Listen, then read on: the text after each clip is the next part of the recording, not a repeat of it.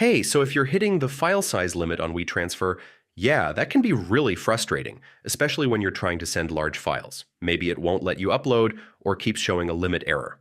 In this guide, I'll walk you through step-by-step fixes to get around this problem. First, check the current file size limit on the free version because there's a maximum size allowed per transfer. A quick fix is to compress your files into a zip folder. Yeah, this can reduce the overall size and make uploading easier. If the file is still too big, you can split it into smaller parts and upload them separately, which works really well for large videos or projects. You should also remove any unnecessary files, anything you don't really need to send just to save space. Another option is to send your files in multiple transfers instead of trying to upload everything at once.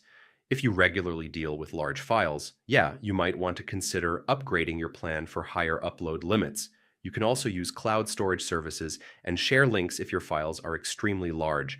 And once you've reduced the size, try uploading again, and it should work without any issues. So yeah, that's how to fix the WeTransfer file size limit problem. One of these methods should help you send your files smoothly. Hey, so